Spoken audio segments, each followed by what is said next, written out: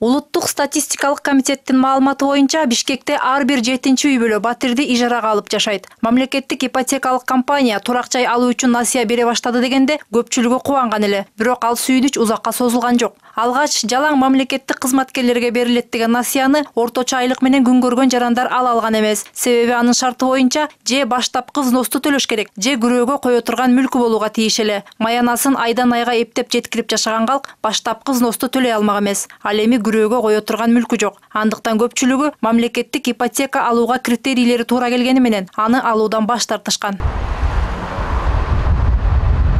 Мамлекеттик ипотекалык компания быйыл Германия өнүктүрүү банкы менен келишим түзүп, 11 миллион евро алууга макулдашты. Ал каражат эмдиги жылдан тартып бериле баштайт экен. Бул ирет жалаң мамлекеттик кызматкерлер алсын деген чектөө жок. Муну угуп сүйүнүп жаткан Борбор калаа тургундарынын кайрадан шаабайы сууп калды. Себеби Германия банкы насыяны Бишкек жана Ош шаарынын тургундарынан башкаларга берилсин деген шарт коюптур. Программа жилищного финансирования бул негизи региондорду өнүктүрүү максаты менен берилип жатат да.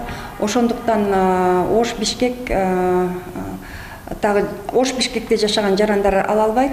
Бул насыяларды региондон иштеп жаткан жарандар жана жалаң эле бюджеттик тармакта иштеген жарандар эмес, баары жарандар ала алат. Мамлекеттик ипотекалык компаниянын ишмердүүлүгү боюнча мекемелер аралык комиссиянын мүчөсү Акылбек Жамангулов мындай чектөөлөр менен макул эмес. Себеби дал ушул ири шаарларда үйгө жетпей батирлеп жүргөн жарандар абдан көп. Бул албетте туура эмес. Эмне дегенде бир топ биздин бул маселе мен өзүм межведомственный комиссияда мүчөмүн. Анан ошол жерден да бул мен маселени көтөргөм.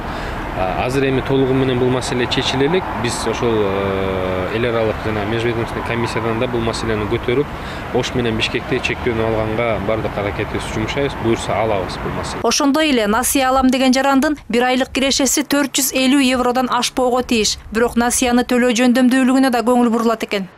Үй бүлөнүн бир айлык кирешеси 250 евродон ашпаш керек. Эң төмөнкүсү бул баласы жок болсо, эгер балдары болсо, 2 баладан жогору болсо, 450 евродон ашпаш керек да. Үй бүлөлүк бир айлык кирешеси. Ушул анын сөзсүз түрдө үй бүлөнүн документ менен тастыкталган турак жайы жок деген маалымат болуш керек. Андан сырткары төлөөгө жөндөмдүүлүк мүмкүнчүлүгү болуш керек сөзсүз түрдө. Каражаттын 10 миллион 500 миң евросы ипотекалык насыя берүүгө жумшалса, калган 500 миңи коммерциялык банктарды техникалык жактан колдоого багытталат. Алдын ала эсептөөлөр боюнча ипотекалык насыя 900гө жакын жаранга жетиши мүмкүн. Келечекте бул сумманы 100 миллион еврога чейин жеткирүү пландалууда. Бирок өкмөт койгон чектөөлөр баарына эле туура келерине ишенгендер аз. Мээрим Ташыбекова, Владимир Кулбалдиев, НТС.